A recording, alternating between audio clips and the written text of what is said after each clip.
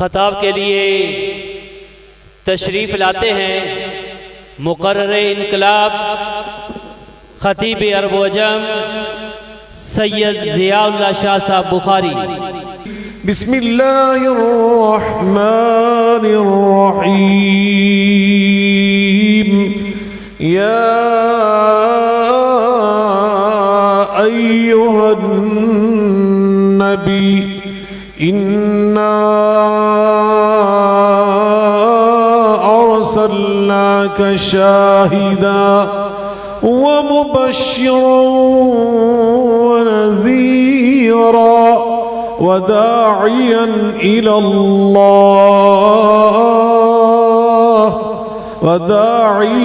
إلى الله بإذنه وسراجا منيرا۔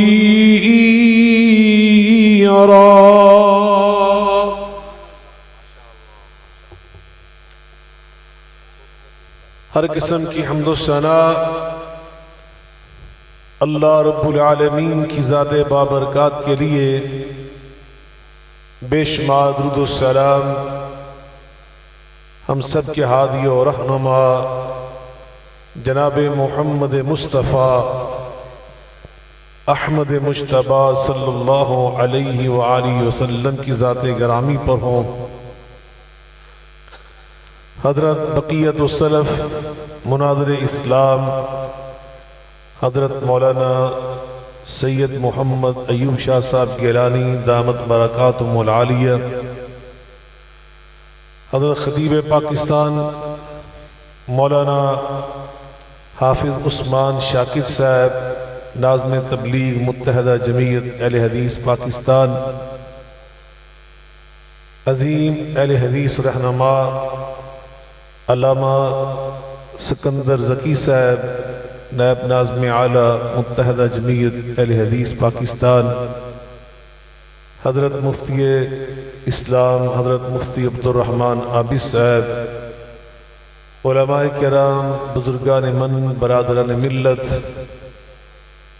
یقیناً یہ میرے لیے انتہائی خوشبختی کا موقع ہے کہ میں آپ کے اس علاقے میں انعقاد پذیر اس انتہائی خوبصورت، دل آویز، ایمان افروز دینی اجتماع میں شریک ہوا ہوں، جس کے انعقاد کا ہدف اور مقصد بہت پاکیزہ، بہت خوشبودار ہے، اور وہ یہ ہے کہ سرور کونین نبی الثقلین جد الحسن والحسین ہم سب کے ہادی و رہنما جناب محمد الرسول اللہ، ذرا مل کے کہیں صلی اللہ، بلند آواز سے بولیں صلی اللہ علیہ وآلہ وسلم کی سیرت مبارکہ بیان کریں، سنیں، تاکہ ہمیں وہاں سے جو اصول زندگی، جو ہمیں حکمتیں بصیرتیں مل جائیں، ہم ان کو حرز جاں بنائیں، ہم ان کو یاد کریں، ان پر عمل پیرا ہونے کی اللہ سے دعا مانگیں، توفیق طلب کریں، تو انشاءاللہ الرحمن ہمارا جو وقت اس عمل میں گزرے گا بلا شبہ وہ اللہ ہمیں اس کی نیکیاں عطا فرمائے گا، وہ اللہ کے ہاں اجر و ثواب کا باعث ہوگا۔ میں اپنے ان تمام عزیزوں کے لیے، ان تمام بھائیوں کے لیے، ان تمام نوجوانوں کے لیے اللہ کی بارگاہ میں دعا گو ہوں، اللہ انہیں اجر عظیم عطا فرمائے، ان کی زندگی میں جوانی میں مزید خیر و برکت عطا فرمائے، کہ جنہوں نے بڑی کوشش کے ساتھ اس پروگرام کا اہتمام اور انتظام کیا، اور مجھے حضرت شاہ صاحب حافظہ اللہ تعالیٰ نے یہاں حاضر ہونے کی خاص طور پر تاکید فرمائی۔ سچی بات ہے کہ ربیع الاول کی مناسبت سے ملک بھر میں میرے پروگرام چل رہے ہیں، اور اس پر مستضاد یہ ہے کہ ٹی وی کے پروگرام بھی ہیں، سرکاری پروگرام بھی ہیں، اللہ قبول فرمائے۔ تو بہرکیف اللہ کی توفیق کے ساتھ حاضر خدمت ہوں۔ میں زیادہ آپ کا ٹائم نہیں لوں گا، رات خاصی گزر چکی ہے، اور میری اس مختصر گفتگو کے بعد حضرت خطیب پاکستان حضرت رانا حافظ عثمان شاکر صاحب آپ سے ہم کلام ہوں گے، بہت دلشی انداز کے ساتھ آپ کو اللہ کا قرآن بھی سنائیں گے، نبی پاک صلی اللہ علیہ وسلم کی سیرت مبارکہ بھی سنائیں گے، اللہ آپ کو سننے انہیں سنانے کی توفیق عطا فرمائے۔ مجھ سے قبل ابھی کوئی فاضل نوجوان عابد الہی صاحب گفتگو فرما رہے تھے اور انہوں نے جو آیا مقدسہ کا ایک جملہ تلاوت کرنے کی سعادت حاصل کی، تو میں نے ان کی بات سے یہ فیصلہ کیا کہ میں اسی آیہ مبارکہ کو خود تلاوت کرتا ہوں اور اسی حوالے سے چند باتیں آپ کے سامنے عرض کرتا ہوں۔ اللہ تعالیٰ نے اپنے حبیب مکرم صلی اللہ علیہ وسلم کی سیرت مبارکہ کو خود قرآن میں بیان فرمایا ہے۔ ہم سب کی اماں جان ام المؤمنین سیدہ عائشہ صدیقہ رضی اللہ تعالی عنہ ارشاد فرماتی ہیں ان خلق نبی اللہ صلی اللہ علیہ وآلہ وسلم کان القرآن۔ یہ صحیح مسلم کے اندر الفاظ مروی ہیں جو ابھی میں نے آپ کے سامنے پڑھے کہ بے شک نبی کریم صلی اللہ علیہ وآلہ وسلم کی سیرت وہ کیا تھی؟ کان القرآن۔ یہ پورا قرآن آپ کی سیرت ہے، یہ پورا قرآن آپ کی سیرت پاک کو بیان کرتا ہے۔ اب آپ اندازہ لگائیں، آپ کی یتیمی سے لے کر آپ کے مناصب، آپ کی نعوت رفیہ، آپ کے کمالات عظیمہ، انہیں اللہ خود قرآن میں بیان کرتا ہے، اور اس کے ساتھ ساتھ جنت کی باتیں ہوتی ہیں، آخرت کی باتیں ہوتی ہیں۔ تو اس کا مقصد یہ ہوتا ہے کہ میرے محبوب علیہ السلام کا آخرت کے بارے میں جو عقیدہ تھا وہ یہ تھا، جنت کے بارے میں جو آپ کا عقیدہ تھا وہ یہ تھا، ملائکہ کے بارے میں جو آپ کا ایمان تھا وہ یہ تھا، جہنم کے بارے میں جو آپ کے افکار تھے وہ یہ تھے۔ تو گویا یہ سارا قرآن نبی پاک صلی اللہ علیہ وسلم کے ایمانیات، آپ کے اخلاقیات، آپ کے معاملات زندگی انہیں بیان کرتا ہے۔ تو ہمیں وہاں سے اصول زندگی سیکھنے ہیں۔ ہم نے سیرت کس لیے ہم سناتے، یہ ہم سارے اس لیے کیوں کرتے ہیں؟ اس لیے کہ اللہ خود قرآن میں فرماتا ہے لَقَدْ كَانَ لَكُمْ فِي رَسُولِ اللَّهِ أُسْوَةٌ حَسَنَةٌ لِمَنْ كَانَ يَرْجُو اللَّهَ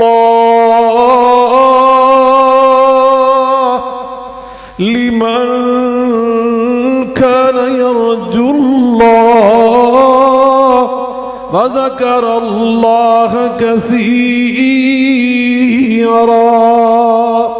لَقَدْ كَانَ لَكُمْ فِي رَسُولِ اللَّهِ أُسْوَةٌ حَسَنَةٌ لِمَنْ كَانَ يَرْجُو اللَّهَ وَالْيَوْمَ الْآخِرَ وَذَكَرَ اللَّهَ كَثِيرًا۔ تمہارے لیے بہترین نمونہ، میرا خیال آپ تھک چکے ہیں، اب میں جو تقریر کر رہا ہوں زبردستی آپ کو سنا رہا ہوں، کیوں جی ایسے ہی ہے؟ جڑا سو گیا وہ ہاتھ کھڑا کرے ذرا، ماشاءاللہ، اور جاگ دے پہ جی 7-8 تو میں پھڑ لے جی، اللہ سلامت رکھے۔ جو جاگ رہے ہیں، جن میں ہمت ہے، تازہ دم ہے اور 1 گھنٹہ تقریر سن سکتے ہیں، وہ ہاتھ کھڑا کرے۔ ماشاءاللہ ماشاءاللہ، اللہ آپ کا جذبہ قبول فرمائے۔ اب اس 1 گھنٹے میں انشاءاللہ 20 منٹ میں بیان کروں گا، 40 منٹ آپ عثمان شاکر صاحب بیان کریں گے۔ اطمینان رکھے آپ، توجہ فرمائیں۔ اللہ تعالیٰ ہمیں مخاطب کر کے فرماتا ہے تمہارے لیے بہترین نمونہ میرے حبیب مکرم جناب محمد اکرم صلی اللہ علیہ وآلہ وسلم کی مبارک زندگی میں ہے، اور خاص طور پر علماء کے لیے، مبلغین کے لیے، خطباء کے لیے اللہ نے اسی آیہ مبارکہ میں جو سورۃ الاحزاب کی عابد صاحب نے پھر میں نے تلاوت کی آپ کے سامنے، اللہ کیا فرماتے ہیں وَدَاعِيًا إِلَى اللَّهِ بِإِذْنِهِ، میرے محبوب داعی، اللہ کی دعوت دینے والے، اللہ کی طرف بلانے والے، خطبہ، خطاب، تقریر، تبلیغ، واعظ، نصیحت کرنے والے، مگر وہ کس انداز سے کرتے تھے؟ اللہ نے اس کا اعلان کروایا۔ قرآن مجید میں اللہ فرماتے ہیں میرے نبی کی تقریر کیسی ہوتی تھی، میرے محبوب کی تبلیغ کیسی ہوتی تھی، آپ کا خطاب کیسے ہوتا تھا؟ قُلْ هَٰذِهِ سَبِيلِي أَدْعُو إِلَى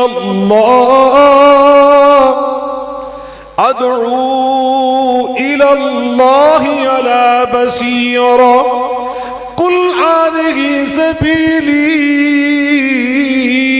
أدعو إلى الله على بصيرة أنا ومن اتبعني وسبحان الله وما أنا من المشركين.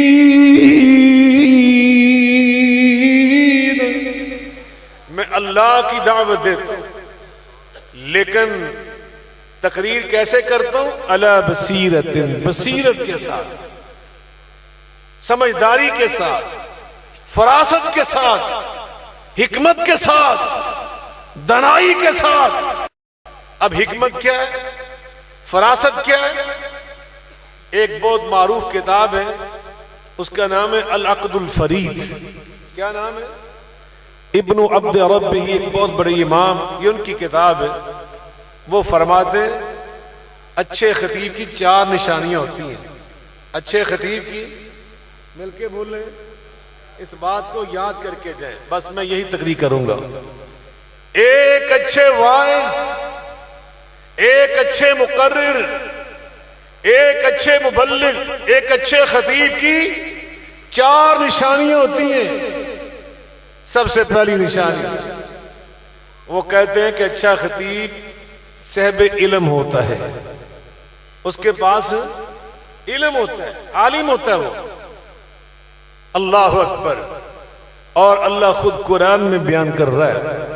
میں جب 1980 میں اللہ کی رحمت کے ساتھ، والدین کی دعاؤں کے ساتھ، اساتذہ کی دعاؤں کے ساتھ اعلیٰ تعلیم حاصل کرنے کے لیے مدینہ یونیورسٹی میں پہنچا، مدینہ منورہ کے ایئرپورٹ سے میں جس ٹیکسی کار پر بیٹھ کر مدینہ یونیورسٹی کے صدر دروازے پہ پہنچا اور وہاں پہ اترا، تو اس وقت میں نے اس آیہ مبارکہ کو صدر دروازے کے اوپر لکھا ہوا دیکھا، اور مجھے شادی یوں لگا کہ جیسے میں پہلی بار پڑھ رہا ہوں. اس طرح مجھے محسوس ہوا. قرآن اللہ کا کیسا تازہ قرآن. میں نے اور آپ نے گناہگار ہونے کے باوجود رمضان شریف میں آگے پیچھے کتنی بار قرآن ختم کیا، لیکن اللہ کی قسم ہر بار یوں لگتا ہے کہ قرآن بالکل تازہ نظر آ رہا ہے. کبھی طبیعت نہیں اس سے بڑھتی، دل میں اور محبت بڑھتی اور رغبت بڑھتی. جتنا قرآن پڑھتے جائے اتنی اس کے ساتھ لگن پیدا ہوتی جائے. اللہ کرے ہر مسلمان کے دل میں نبی پاک جو دعا مانگا کرتے تھے کہ یا اللہ اس قرآن کو ربیع قلوبنا، ہمارے دلوں کی بہار بنا دے. اللہ قرآن کو ہمارے دلوں کی بہار بنا دے. تو میں نے مدینہ یونیورسٹی کے صدر دروازے پہ اس آیت کو پڑھا، اور اس وقت سے میرے سینے پہ وہ آیت نقش ہے. میں ابھی اس کو پڑھتا ہوں، اپنا ایمان بھی تازہ کرتا ہوں، آپ کا بھی انشاءاللہ ایمان تازہ ہوگا. توجہ فرمائیں اللہ کیا فرما رہے. ایک اعلیٰ خطیب کی پہلی نشانی خود میں اللہ قرآن میں بیان کر رہا ہے. فَلَوْلَا نَفَرَ مِن كُلِّ فِرْقَةٍ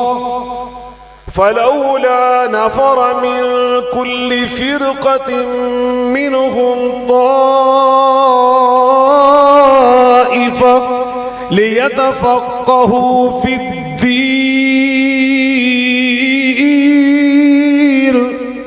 فَلَوْلَا نَفَرَ مِن كُلِّ فِرْقَةٍ مِّنْهُمْ طَائِفَةٌ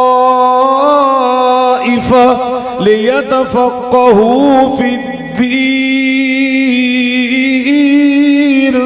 وَلِيُنذِرُوا قَوْمَهُمْ إِذَا رَجَعُوا إِلَيْهِمْ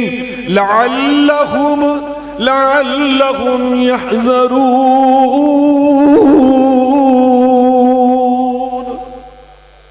میرے اللہ فرماتے ہیں پہلے نوجوانوں کو یہ چاہیے اپنے گھروں سے نکل کر ایسے مراکز میں جائیں جہاں تعلیم دی جاتی ہو، اور وہاں جا کر لیتفقہوا فی الدین، دین کا بڑا گہرا علم سیکھیں، صحیح دین کی حکمت کو، فلسفے کو پڑھیں اور سمجھیں، یاد کریں. پھر اللہ آگے کیا فرماتے وَلِيُنذِرُوا قَوْمَهُمْ إِذَا رَجَعُوا إِلَيْهِمْ. صحیح علم حاصل کرنے کے بعد اپنی قوم کے پاس آ کر تبلیغ کریں. ہم تبلیغ پہلے شروع کر دیتے ہیں، علم ہمارے پاس ہوتا نہیں. نبی کریم علیہ الصلوۃ والسلام نے فرمایا اتخذ الناس رؤوسا جہالا، جب قیامت قریب آئے گی اس کی کچھ نشانیاں ہیں، ان نشانیوں میں سے یہ قیامت کی نشانیوں میں سے ایک نشانی ہے، فرمایا اتخذ الناس رؤوسا جہالا وَإِذَا سُئِلُوا فَأَفْتَوْا بِغَيْرِ عِلْمٍ فَزَلُّوا وَعَزَلُّوا، لوگ اپنے دینی زعماء، دینی پیشوا، دینی رہنما ایسے لوگ کو بنائیں گے جو جاہل ہوں گے، جن کے پاس دین کا صحیح علم نہیں ہوگا، اور وہ آ کر بیٹھ جائیں گے رہنمائی کی کرسی پر، وہ بیٹھ جائیں گے درسگاہوں کی مسند پر، لوگ بیچارے ان کو عالم سمجھ کر کے ان کا حلیہ علماء جیسا ہوگا، لوگ آئیں گے ان سے دین کے مسائل پوچھیں گے اور وہ ان کو جہالت سے جواب دیں گے، نتیجہ کیا نکلے گا؟ وہ خود بھی گمراہ ہوں گے جو ان سے فتوے لیں گے، فَأَفْتَوْا، نبی پاک نے فرمایا وہ فتوے دیں گے، فَأَفْتَوْا اس کا ترجمہ وہ فتوے دیں گے بغیر علم، علم کے بغیر، وہ عَزَلُّوا بغیر علم کا جو فتوہ ہے یہ دوسروں کو بھی گمراہ کر دیتا ہے۔ یہ پیاری نشانی ہے ایک اچھے عالم کی، ایک اچھے خطیب کی، ایک اچھے مقرر، ایک اچھے مبلغ کی، وہ صاحب علم ہوتا ہے۔ کیا ہوتا ہے؟ مل کے بولیں، ذرا اونچی بولو۔ یہ کل کی بات ہے، اللہ کی قسم تمہارا سٹیج اہل حدیث کا، یہ علماء کا سٹیج تھا۔ مولانا سید محمد داؤد غزنوی پتہ کون تھے؟ علماء سے پوچھو وہ کون تھے؟ امیر شریعت دیوبند مسلک کے کتنی بڑی شخصیت، بلکہ اس سے آگے بڑھ کر بر صغیر پاکستان کی بہت بڑی شخصیت امیر شریعت مولانا سید عطا اللہ شاہ بخاری رحمت اللہ تعالی علیہ جیل میں گئے، اور حضرت سید داؤد غزنوی رحمت اللہ علیہ بھی جیل میں گئے۔ جیل کی اسیری میں حضرت امیر شریعت خود فرماتے ہیں کہ میں نے حضرت مولانا سید محمد داؤد غزنوی رحمت اللہ علیہ سے حجت اللہ البالغہ سبکن پڑھی، میں نے سبکن موطا امام مالک ان سے پڑھی۔ اب کس کو حجت اللہ البالغہ عربی میں پڑھنی آتی؟ پوچھئے علماء سے۔ یہ تھے تمہارے سٹیج کے خطیب مولانا اسماعیل سلفی رحمت اللہ علیہ۔ آدھے گھنٹے کا خطبہ ہوتا تھا، کیا خطبہ ہوتا تھا؟ علم کا نچوڑ ہوتا تھا۔ کل کی باتیں حضرت مولانا ابراہیم میر سیالکوٹی رحمت اللہ علیہ، اللہ اکبر، لوگ ان سے استفادہ کرتے تھے، ان کی تقریریں لوگ لکھا کرتے تھے، علمی نکات۔ حضرت شاہ جی جانتے ہیں آپ کے فیصلہ آباد کے ساتھ منڈا پنڈ، وہاں میرے بزرگ تھے، میرے نانا تھے، استاد العلماء شیخ الحدیث مولانا سید عبداللہ شاہ بخاری رحمت اللہ تعالی علیہ۔ ابواب الصرف حضرت نے ان سے پڑھی۔ مولانا عبداللہ نثار خطیب پاکستان ان کے شاگرد ہیں، مجھ سے انہوں نے فرمایا کہ ہم ایک دن پڑھ رہے تھے، کوئی عالم دین بڑا شوخ طبیعت کا مالک، بڑے فنون کا ماہر تھا، مسلکن بھی کسی دوسرے مسلک سے اس کا تعلق تھا، وہ آ گیا ہمارے مدرسے میں منڈا پنڈ میں، اور شاہ صاحب گھر میں تشریف لے کر گئے ہوئے تھے۔ کہا کہاں شاہ صاحب؟ کہا جی آنے والے۔ تو شاہ صاحب آ رہے تھے تو اس نے کہا جی شاہ صاحب السلام علیکم، ابھی آپ بیٹھے نہیں تھے؟ کہنے لگے جی میرے کچھ علمی مسائل میں نے آپ سے پوچھنے، فنون کے بارے میں نے کچھ پوچھنا ہے۔ تو شاہ صاحب مسکرائے، فرمانے لگے بہت اچھی بات، پوچھئے، لیکن اس سے پہلے مجھے ذرا یہ بتائیے کہ آپ کی استعداد علمی کیا ہے؟ آپ نے ابواب الصرف پڑھی؟ کہنے لگے جی میں نے پڑھی۔ انہوں نے فرمایا ضرب یضرب ضربا فهو ضارب وضرب یضرب ضربا فذاک مضروب، اور آگے فرمایا الامر منہ، اور آگے فرمایا والنہی عنہ۔ اب یہ بتا کہ جب کہا نا ضارب تو وہاں فہو ضارب، جب کہا مضروب تو وہاں کہا گیا فذاک مضروب، جب کہا الامر تو وہاں کا منہ، اور جب کہا والنہی وہاں عنہ۔ اس میں فرق کیا ہے؟ پہلے سوال پر وہ فنون کا بادشاہ جو امتحان لینے آیا تھا وہاں سے دوڑ لگا گیا، بھاگ گیا وہاں سے۔ یہ تھے تمہارے علماء، یہ تھے تمہارے سٹیج کے لوگ، علماء تو علماء۔ اللہ کی قسم میں تو حیران ہوں کہ تمہارے سٹیج کے جو شعراء تھے نا اس دور کے، وہ بھی ہمارے اس دور کے علماء سے بڑے عالم تھے۔ مولانا ابراہیم خادم رحمت اللہ علیہ، ان کے ایک شعر پنجابی کا میں نے ایک دن ٹی وی کے پروگرام میں پڑھ دیا، حالانکہ وہ پنجابی شعر تھا، گفتگو اردو میں ہو رہی تھی، وہ میری زبان پہ آیا، میں نے کہہ دیا۔ بعد مجھے احساس ہوا دوران گفتگو کہ میں نے یہ کیا کیا ہے۔ پی ٹی وی کا پروگرام ہے، پاکستان کا یہ نیشنل ٹی وی ہے، پوری دنیا اس کو دیکھ رہی ہے، کئی ملکوں میں چل رہا ہے، اور وہ کیا کہیں کہ میں نے اردو کے اندر پنجابی کا شعر پڑھ دیا۔ لیکن وہ شعر پتہ کیسا شعر تھا؟ بعد میں اینکر نے تو الگ، پروڈیوسروں نے الگ، جتنا سٹاف تھا سب نے اپنی اپنی ڈائریاں لے کر اپنی ڈائریوں پہ مجھ سے وہ لکھوایا۔ وہ شعر پتہ کیا؟ سنا دو کہ رہنے دو؟ پنجابی آندی تو سارے جنہوں پنجابی آندی ادھر ہاتھ کھڑا کرو، ماشاءاللہ۔ اے پنجابی سکھو جی میں سنان لگا تھا۔ میں جب پنجاب یونیورسٹی میں ایم اے کر رہا تھا نا پہلا، جس کو میں نے الحمدللہ ٹاپ کیا، گولڈ میڈل مجھے ملا پنجاب یونیورسٹی سے بھی، اللہ کے فضل و کرم سے مدینہ یونیورسٹی بھی اللہ نے مجھے توفیق دی ٹاپ کرنے کی۔ تو اس وقت میں جب پڑھ رہا تھا پنجاب میں، تو ایک دفعہ میں ایم اے پنجابی کا جو پنجابی میں ایم اے ہوتا ہے اس شعبے پہ گیا۔ میں حیران ہوا اس کا سلیبس دیکھتے ہوئے کہ آپ کے شہر کے ہمارے اہل حدیث شاعر جن کا نام تھا شیخ سعید الفت رحمت اللہ علیہ، شاہ جی ان کی کتابیں محک دے پھل، جنت دیاں رانیاں، اے کتاباں پنجاب یونیورسٹی کے پنجابی ایم اے کے سلیبس میں شامل تھے۔ یہ تھے تمہارے شعراء۔ مولانا ابراہیم خادم رحمت اللہ علیہ، ان کا وہ شعر جو میں نے سنایا وہ یہ تھا، محمد دا نام باویں دشمن علاون صلی اللہ علیہ وسلم۔ یہ راوی آپ کے ساتھ ہے نا تاندلیاں والا، یہاں کے تھے وہ، یہ وہاں کی زبان ہے نا، باویں محمد دا نام باویں دشمن علاون، لب اونا دوی دویں جفیاں پہ پاون۔ کیا یہ شعر ہے؟ کیا اس میں علم ہے؟ اللہ اکبر۔ یہ تمہارے شعراء تھے، چپاں وٹیاں شاہ رسول اللہ بن حاجت نہ بولے۔ شاہ رسول اللہ سید الرسل کا ترجمہ ہے، رسولوں کے شاہ۔ چپاں وٹیاں شاہ رسول اللہ بن حاجت نہ بولے، تھوڑے سخن تے مانے بوتے دانش منداں تولے۔ کیا یہ شعر ہے؟ اللہ اکبر۔ اس لیے کہ ان لوگوں کی تربیت ان اکابرین نے کی تھی۔ مولانا سلیمان انصاری رحمت اللہ علیہ الاعتصام رسالے کے مینیجر رہے ساری زندگی۔ یہ واقعہ انہوں نے مجھے خود سنایا ایک سفر میں۔ فرمان لگے ایک کانفرنس تھی، اس کانفرنس کی صدارت اس وقت ہماری جمعیت کے جو امیر تھے بطل حریت حضرت مولانا سید محمد داؤد غدنوی رحمت اللہ علیہ فرما رہے تھے، اور کلام پڑھ رہے تھے کون؟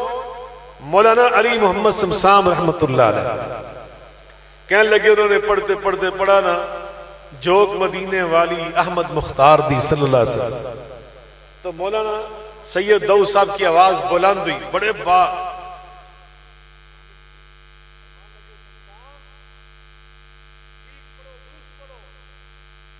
سردار دی، احمد جوک مدینے والی احمد سردار دی صلی اللہ مل کے بولے، ادھر دیکھیں آپ ادھر، صلی اللہ علیہ وآلہ وسلم۔ فوری اصلاح یہ تھے آپ کا سٹیج، یہ تھی اس کی ذمہ داریاں۔ اور میں ایک اور بات بتاؤں، ہمارے اسلام میں علمی اختلاف رہے، روپڑی صاحب کے اختلاف تھا، حضرت مولانا حافظ عبداللہ روپڑی رحمت اللہ علیہ کا اختلاف تھا، شاہ جی کو پتہ ہے، حضرت مولانا سید محمد داؤد غدنوی رحمت اللہ علیہ کے ساتھ۔ وہ کہتے تھے کہ جمعیت کا لفظ نہیں ٹھیک، جماعت اہل حدیث نام ہونا چاہیے، جمعیت اہل حدیث نہیں ہونا چاہیے۔ دوسرا اختلاف تھا کہ سربراہ اس کو صدر نہیں کہنا چاہیے، امیر کہنا چاہیے۔ تیسرا تھا امیر شورا سے مشورہ تو کر سکتا ہے مگر اس کے مشورے کا پابند نہیں ہے۔ یہ اختلافات تھے علمی، دو جماعتیں تھیں، دو تنظیمیں تھیں، لیکن آپس میں احترام، آپس میں محبت کا حال یہ تھا کہ سیالکوٹ میں امام العصر حضرت مولانا ابراہیم میر سیالکوٹی رحمت اللہ علیہ ان کی وفات ہوئی تو یہ حضرت سید دو غدنوی صاحب اپنی کار لے کر سیالکوٹ کے لیے روانہ ہو رہے تھے جنازے میں شرکت کے لیے۔ تو پہلے ماڈل ٹاؤن گئے، شیش شمال روڈ لاہور سے ماڈل ٹاؤن گئے، وہاں سے حضرت حافظ عبداللہ صاحب کی رہائش گاہ سے ان کو ساتھ لیا۔ گاڑی مولانا سید دو غدنوی کی، مگر عمر میں چونکہ حضرت حافظ عبداللہ روپڑی بڑے تھے، انہیں اگلی سیٹ پہ جو اپنی سیٹ تھی وہاں پہ بٹھایا، خود پچھلی سیٹ پہ بیٹھے۔ سیالکوٹ میں پہنچے، جماعت کا فیصلہ تھا، جماعت کے امیر سید دو غدنوی صاحب وہ جنازہ پڑھائیں گے۔ حضرت نے فرمایا بے شک جماعت کا امیر میں ہوں جو بڑی جماعت ہے، لیکن میرے ساتھ جو علم میں ہم سے بڑے ہیں، عمر میں ہم میں بڑے ہیں، وہ حافظ عبداللہ روپڑی ہیں، جنازہ یہ پڑھائیں گے۔ یہ آداب ایک دوسرے کے، یہ تو پھر دونوں اہل حدیث تھے۔ سید محمد دو غدنوی رحمت اللہ علیہ نماز عید پڑھاتے تھے مینار پاکستان کے گراؤنڈ میں لاہور میں، اور بالکل اس کے قریب مسجد بہت بڑی دیوبند حضرات کی، شیراں والا گیٹ میں اس کے خطیب اور امام اور محتمم تھے کون؟ حضرت لاہوری مولانا احمد علی لاہوری رحمت اللہ تعالی علیہ، جو 34 سال جمعیت علماء اسلام پاکستان کے امیر رہے، جس جماعت کے امیر اب مولانا فضل الرحمان صاحب 34 سال اس کے امیر رہے۔ اگلی بات میں سناؤں گا تو آپ حیران ہو جائیں گے، دیوبند کے اتنے بڑے امام، اتنے بڑے عالم، امیر ان کے، مگر انہوں نے ساری زندگی نماز عید الگ نہیں پڑھائی، بلکہ ساری زندگی انہوں نے تمام عیدیں سید دو غدنوی کی امامت میں آ کر خود منٹو پارک میں پڑھی۔ تم کدھر جا رہے ہو؟ کس اختلافات کا شکار ہو رہے ہو؟ انشاءاللہ الرحمن ہم محبت کا کارواں لے کے نکلے ہیں، ہم اتحاد کا کارواں لے کے نکلے ہیں۔ ہم اہل حدیث تو اہل حدیث، جو غیر اہل حدیث ہمارے مسلمان بھائی ہیں، ہم ان کو بھی ساتھ ملا کر ایک امت واحدہ بنا کے چھوڑیں گے، سیسا پلائی دیوار بنا کے چھوڑیں گے۔ پیغام پاکستان کی روح کے مطابق ہم پوری پاکستانی قوم کو اکٹھا کر کے پاک فوج کے پشتی بام بنا کے چھوڑیں گے انشاءاللہ۔ تم اہل حدیث کے اندر اختلافات پیدا کرتے ہو، ہم یہ نہیں ہونے دیں گے۔ ہر اہل حدیث ہمارا بھائی ہے، سب کو حق حاصل ہے کہ اپنی اپنی حکمت کے مطابق کوئی فتویٰ بھی دے سکتا ہے، اپنے علم کے مطابق اپنی علمی رائے بھی دے سکتا ہے، وہ اپنی سیاسی راہ بھی بنا سکتا ہے۔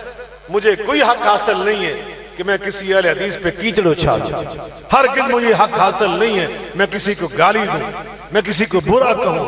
میں اپنے نوجوانوں سے یہ کہنا چاہتا ہوں، میں اپنے نوجوانوں سے، میں اپنے بھائی رانا حافظ عثمان شاکر صاحب کا شکر گزار ہوں، انہوں نے 2-3 ویڈیو کلپ بنا کر بہت اچھا پیغام دیا، میرے جذبات کی ترجمانی کا حق ادا کیا۔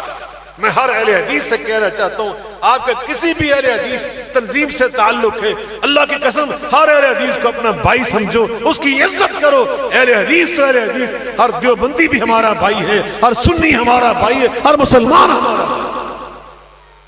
تو یہ ہے مبلغ کی پہلی نشانی کہ اس کے پاس علم ہونا چاہیے۔ کیا ہونا چاہیے؟ مل کے بول رہے ہیں، علم ہوئے گا تو اتنے وسعت ہوندی ہے، علم نہ ہوئے تو ٹامک ٹوئیاں ہوندیاں نے، لڑائیاں ہوندیاں نے، فتنے ہوندے نے، فساد ہوندے نے۔ دوسری بات وہ فرماتے ہیں لقد الفرید میں، اچھے خطیب کی دوسری نشانی یہ ہے اس کی آواز صاف ہوتی ہے، اس کی آواز بلند ہوتی ہے، اس کی آواز باوزن ہوتی ہے، گونجدار ہوتی ہے، گرجدار ہوتی ہے۔ بہرکیف میں قربان جو نبی پاک صلی اللہ علیہ وسلم کی شان خطابت پر وداعیا الی اللہ کی بات کر رہا ہوں۔ میں رسول اللہ خطبہ پتہ کیسے دیتے تھے؟ وہ ایسا خطبہ نہیں ہوتا تھا نبی پاک صلی اللہ علیہ وسلم کا۔ بعض لوگ سمجھتے ہیں کہ شاید ڈھیلی تقریر کرنا یہ نبی پاک کا انداز تھا۔ نہ شاہ جی بیٹھے، بھائی اسکندر زکی صاحب بیٹھے، حضرت حافظ صاحب بیٹھے، علماء کی بڑی تعداد یہاں میرے دائیں بائیں بیٹھی، میں سب کی موجودگی میں کہہ رہا ہوں۔ نبی پاک صلی اللہ علیہ وسلم کی خطابت کا صحابہ نقشہ کھینچتے، سنیے ذرا، وہ فرماتے جب نبی پاک خطبہ دیتے، اللہ اکبر، اشتد غضبہ احمرت عیناہ واشتد غضبہ وعلا صوتہ کأنہ منذر جیش۔ نبی پاک جب خطبہ دیتے جوش خطابت سے آپ کی آنکھیں سرخ ہو جاتی تھی، چہرے انور پر جلالت ٹپکتی تھی، وعلا صوتہ آپ کی آواز بلند ہو جاتی تھی۔ اور اگلی بات کا ترجمہ کر دوں کہ رہنے دوں؟ کیوں جناب؟ صحابہ فرماتے کأنہ منذر جیش، یوں لگتا تھا کہ کوئی خطیب نہیں بول رہا، کوئی سپاہ سالار بول رہا، کوئی جرنیل اپنی فوج سے خطاب کر رہا۔ حضرت عبداللہ ابن عمر فرماتے رضی اللہ تعالیٰ عنہ، نبی پاک صلی اللہ علیہ وسلم لکڑی کے ممبر پہ کھڑے ہو کر جب خطبہ دیتے تھے نا تو صرف ایک طرف نہیں دیکھتے تھے، کبھی آپ دائیں دیکھتے، کبھی آپ بائیں جانب دیکھتے، کبھی دائیں، کبھی ادھر، کبھی ادھر، اس طرح۔ اور نبی پاک صلی اللہ علیہ وسلم خطبے کے دوران بعض اوقات اتنی تیزی کے ساتھ دائیں سے بائیں یا بائیں سے دائیں جنبش فرماتے کہ بعض اوقات وہ ممبر ہل کے رہ جاتا تھا اور ہمیں ڈر آتا تھا، اہوا ساکتن برسول اللہ صلی اللہ علیہ وسلم، کہ ممبر ہلتے ہوئے گر نہ جائے، یہ الٹ نہ جائے، رسول اللہ صلی اللہ علیہ وسلم کہیں زخمی نہ ہو جائے، ہمیں ڈر آتا تھا۔ الا صوتہ، آپ کی آواز بلند ہوتی تھی۔ اللہ اکبر۔ تو میں ہمیشہ جب خطباء سے بات کرتا ہوں میں کہتا ہوں گول گپے نہ کھایا کرو، اپنے گلے کی حفاظت کریا کرو، گلا بہ نہ جاوے، گلا خراب نہ ہو جائے۔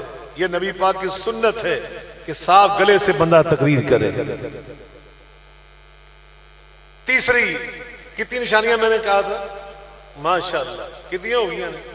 2 ہو گئی ہیں، بڑے ماں سیانے نے فیصلہ بدل، 2 ہو گئی۔ تیسری اللہ اکبر، اس کا قد کاٹ، شکل و صورت اچھی ہو تو اس کے اثرات زیادہ مرتب ہوتے ہیں۔ میں قربان جو رسول اللہ صلی اللہ علیہ وسلم کیسے خطیب تھے، اللہ نے علم بھی دیا، بلند آواز بھی دی، اور نبی پاک صلی اللہ علیہ وسلم کا قد کاٹ، ہائے ہائے، رسول اللہ کا حسن، آپ کا چہرہ، نبی پاک تو نبی پاک۔ میں تو ایک دن نجاشی بادشاہ کے دربار میں ایک خطیب کو دیکھ رہا تھا جو نبی پاک کا کزن تھا، رسول اللہ کا شاگرد تھا، نام اس کا جعفر طیار تھا رضی اللہ تعالی۔ اور میں نے ایک سیر کی کتاب میں پڑھا، نبی پاک کے جتنے کزن تھے نا ان سب میں چہرے کی مشابہت سب سے زیادہ اگر کسی کزن کی تھی تو حضرت جعفر طیار کی تھی۔ حضرت جعفر طیار کو دیکھ کر بندہ سمجھ جاتا تھا کہ یہ نبی پاک علیہ الصلوۃ والسلام کا رشتہ دار ہے، یہ آپ کا عزیز ہے۔ علم بھی تھا، قد کاٹ بھی تھا، بلند آواز بھی تھی۔ حضرت حسان ابن ثابت اس خطیب کے بارے میں کہتے ہیں وَأَحْسَنُ مِنْكَ لَمْ تَرَ قَطُّ عَيْنٌ وَأَجْمَلُ مِنْكَ لَمْ تَلِدِ النِّسَاءُ خُلِقْتَ مُبَرَّعًا مِنْ كُلِّ عَيْبٍ كَأَنَّكَ قَدْ خُلِقْتَ كَمَا تَشَاءُ۔ روشن چہرہ، یہ ہے پنجابی کے شعراء، کتنے بڑے عالم تھے۔ فصاحت و بلاغت پتہ کس چیز کا نام ہے؟ الفاظ تھوڑے ہوں معانی زیادہ ہوں، الفاظ تھوڑے ہوں اور معانی زیادہ ہوں۔ اب ہماری تقریریں دیکھ لیں، ہماری تقریروں میں الفاظ ہی الفاظ ہی الفاظ ہوتے ہیں، معنی کتنے ہوتے ہیں؟ بہت کم ہوتے ہی نہیں معنی۔ اللہ تعالیٰ ہمیں ہدایت عطا فرمائے۔ ہمارے شعراء کا کلام تو پڑھیں، وہ کلام کیا ہے؟ اب ذرا یہ کلام سنیے، پنجابی کا کلام، اور کیا کہہ رہے؟ روشن چہرہ قد کاٹھ بنتر بناوٹ، کیا الفاظ، پرشکو، کتنی طاقت ہے ان الفاظ میں۔ نبی پاک کے بارے میں حضرت ثانی بن ثابت کے اشعار کا ترجمہ کرتے ہیں، حق ادا کرتے ہیں۔ روشن چہرہ قد کاٹھ بنتر بناوٹ، ختم ہو گئی سونے تے سجاوٹ، کسے ماں اے ہو جے سونا نہیں جنیا، جویں اپنی مرضی مطابق ہو بنیا، مصور نے بس انتہا کر سٹی، بڑی ریج دے نال تصویر کٹی، حسینہ جمیلہ دا منہ موڑ دیتا، محمد بنا کے قلم توڑ دیتا صلی اللہ علیہ وآلہ وسلم۔ آخری بات، آخری چوتھی نشانی، اچھا خطیب وہ ہوتا ہے جو مجمع شناس ہوتا ہے۔ کیا ہوتا ہے؟ ایسے نقطے نو دل تے لکھ لو۔ کیا ہوتا ہے وہ؟ اچھی بولو، مل کے بولو، مجمع شناس۔ جیسا مجمع ہو ویسی بات ہونی چاہیے۔ جنازہ سامنے پڑھو، جنازہ تے بندہ ہوتے کھڑا کے لطیفے سنانا شروع کر دے، یہ اچھے خطیب کی نشانی؟ یہ تو ایک بے وقوف کی نشانی۔ آپ کے سامنے جس طرح کے لوگ بیٹھے ہوں ان کو ملوذ رکھ کر بات کر۔ نبی پاک علیہ السلام فرماتے ہیں یسرو ولا تعسرو، بشرو ولا تنفرو۔ وہ ایسی تقریر کرو جس کو سن کر سننے والوں کے دل میں اسلام کی محبت پیدا ہو جائے، نہ کہ نفرت پیدا ہو جائے۔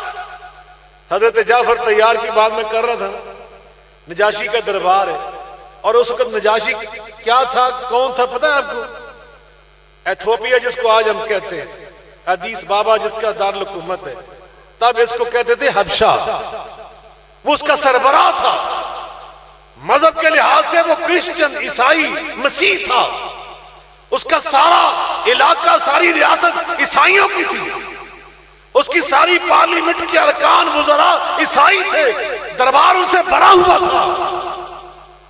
اور جعفر طیار سے وہ کہتا ہے رضی اللہ تعالیٰ عنہ سے کہ جو قرآن آپ کے نبی پاک پہ نازل ہوا ہے اس کا کوئی حصہ تو مجھے پڑھ کر سناؤ، اس کا کوئی حصہ مجھے پڑھ کے تو سناؤ۔ میں کہہ رہا ہوں کہ اچھا خطیب مجمع شناس ہوتا ہے۔ کیا ہوتا ہے؟ مل کے بولیں، اس بات کو یاد کریں، مجمع شناس۔ اتنے لوگ کہتے تھی فلانی تھان تے گیا جی اے گل کرنی سی، اور کملیو کسے دا سینہ چیرنا اے تبلیغ، کسے دے سٹیج تے جا کے انہوں نے دل جتنا اے تبلیغ ہے۔ حضرت جعفر طیار کے سامنے قرآن تھا، اللہ کے قرآن میں لکھا ہوا ہے لَقَدْ كَفَرَ الَّذِينَ قَالُوا إِنَّ اللَّهَ ثَالِثُ ثَلَاثَةٍ، جو یہ کہتے ہیں نا کہ خدا تین ہے، خدا تین ہے، وہ کافر ہوتے ہیں۔ اور عیسائی یہ کہتے تھے کہ خدا تین ہے، وہ اپنے انداز سے کہتے ہیں جیسے بھی کہتے ہیں، لیکن قرآن کی آیت موجود ہے۔ حضرت جعفر طیار اگر نجاشی کے سامنے یہ آیت پڑھتے تو بتلائیے کیا نتیجہ نکلتا، کیا نتیجہ نکلتا؟ وہ خوش ہوں، وہ جعفر طیار سینے لا لینا، کہتا واہ جی کمال کر دیتی جی، ساڑھے سامنے کھلو گئی تو سانو کافر کہی جاندے۔ ہاں جی یہ کہنا سی نا، آواز کھولے گا تو پھر میں سنا سکنا، آواز کھول میرا یہاں سے نہیں پڑا۔ مجمع شناس خطیب اس نے دیکھا کہ یہ عیسائی بیٹھے ہوئے ہیں، یہ کرسچن ہیں، حضرت عیسیٰ سے محبت کرتے ہیں، حضرت مریم سے محبت کرتے ہیں، تو اس لیے مجھے حکمت و دنائی سے کام لیتے ہوئے قرآن وہاں سے پڑھنا چاہیے کہ جہاں حضرت مریم کی تعریف کی گئی، حضرت عیسیٰ کی شان بیان کی گئی۔ چنانچہ انہوں نے اعوذ باللہ بسم اللہ پڑھی اور پڑھا وَذَكُرْ فِي الْكِتَابِ مَرْيَمَ إِذِ انْتَبَذَتْ مِنْ أَهْلِهَا مَكَانًا شَرْقِيًّا فَاتَّخَذَتْ مِنْ دُونِهِمْ حِجَابًا فَأَرْسَلْنَا إِلَيْهَا رُوحَنَا فتمثل لها بشرا سويا قالت إني أعوذ بالرحمن منك إن كنت تقيا قال إنما أنا رسول ربك لأهب لك غلاما زكيا قالت أنى يكون لي غلام ولم يمسسني بشر ولم أك بغيا قال كذلك قال ربك هو علي هين ولنجعله آية للناس ورحمة منا وكان أمرا مقضيا۔ جب یہاں سے قرآن پڑھا نجاشی کی آنکھوں سے آنسو بہنا شروع ہو گئے، آنسوؤں سے اس کی داڑھی تار ہو گئی۔ قرآن کی تلاوت ختم ہوئی، اس نے روتے ہوئے کہا جعفر تیار میں تجھے اور تیرے سارے قافلے کو، تیرے سارے وفد کو یہ اجازت دے رہا ہوں کہ میری ریاست میں تم پوری آزادی کے ساتھ رہ سکتے ہو۔ مکان الاٹ کر دیے، وظیفے جاری کر دیے، اس لیے کہ اس اعلیٰ خطیب نے مجمع شناسی سے کام لیا۔ مجمع شناسی سے کام لینا اسے بصیرت کہتے ہیں، حکمت کہتے ہیں، دنائی کہتے ہیں۔ نبی پاک علیہ الصلوۃ والسلام فتح مکہ کے موقع پر ایک جرنیل، جو آپ نے جرنیل متعین کیے تھے نا، تو اس دستے کا جرنیل، تو اس کا ایک جرنیل نے کیا کام کیا؟ جب وہ داخل ہوا نا اپنے علاقے سے جو اس کو طے کیا ہوا تھا اس کے لیے، تو اس نے نعرہ بلند کیا الیوم یوم الملحمہ، آج بدلے کا دن، خون کا بدلہ خون سے لیں گے۔ نبی پاک نے سنا، مجمع شناس مبلغ، آپ نے جلدی سے وہ پرچم اس سے واپس لے لیا۔ اور اگلی بات سناوا تو حیران ہو جائے، علماء کو پتہ ہے نبی پاک نے اس سے پرچم لے کر اس کا دل نہیں توڑا، پرچم اس کے بیٹے کو عطا کر دیا۔ باپ سے سلاری لے کر اسی کے بیٹے کو دے۔ ایک تو مکے والوں کو سبق دیا کہ ہمارا یہ انداز، وہ آنے والے قیامت تک قائدین کو یہ پیغام دیا اپنے کارکنوں سے تم نے معاملہ کیسے کرنا ہے، اور نعرہ یہ بلند کیا الیوم یوم المرحمہ، آج تو محبت بانٹنے کا دن، پیار کو تقسیم کرنے کا دن، محبت کے پھول برسانے کا دن، آج معاف کر دینے کا دن ہے۔ تو میرے بھائیوں، نتیجہ آپ کے سامنے ہے۔ میں دعا کرتا ہوں اللہ ہمیں یہ ساری اعلیٰ خوبیاں تو شاید ہمارے اندر نہ ہو، اللہ ان خوبیوں کا کوئی عشر عشیر ہمارے اندر پیدا کرے۔ اللہ ہمیں عالم نہیں تو طالب علم بننے کی توفیق دے۔ بڑے علماء کے پاس بیٹھا کرو، استفادہ کیا کرو، ان سے اصول زندگی سیکھا کرو۔ اللہ قرآن میں فرما رہا ہے فَاسْأَلُوا أَهْلَ الذِّكْرِ إِن كُنتُمْ لَا تَعْلَمُونَ۔ یہ نہیں فرمایا کہ اگر تمہارے پاس علم نہیں تو جا کر کن سے پوچھو، اہل علم سے، یہ نہیں فرمایا، بلکہ کن سے پوچھو؟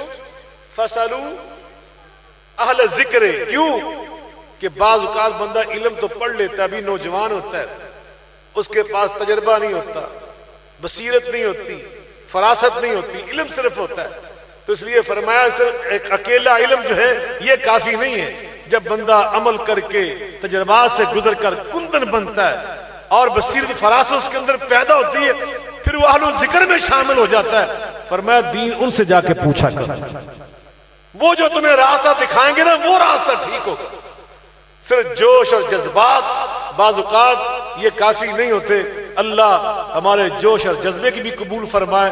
ہمارے نوجوانوں کو اللہ اہل علم کے ساتھ ہم نشین ہونے کی توفیق عطا فرمائے, ان سے استفادہ کرنے کی توفیق عطا فرمائے. یہ سیرت پیغمبر صلی اللہ علیہ وسلم کا تقاضا ہے کہ ہم اپنے بڑوں کے ساتھ وابستہ رہ کر ان کے ساتھ دین کا کام کریں اور امت کے اندر اتحاد و اتفاق پیدا کرنے کی کوشش کریں. اللہ میرے جس بھائی نے بھائی عمیر لطیف صاحب, بھائی عمیر لطیف نوجوان ہیں بڑے, انہوں نے مجھے فون کیے اور شادی سے فون کروائے. اللہ میرے بھائی میرے عزیز برخودار عمیر لطیف صاحب, ان کی عمر میں برکت فرمائے, ان کی پوری ٹیم کو اللہ جل عظیم عطا فرمائے. جس محبت کے ساتھ آپ نے میرے استقبال کیا اللہ اس پر آپ کو اجر عطا فرمائے. وآخر دعوانا ان الحمد للہ رب العالمین.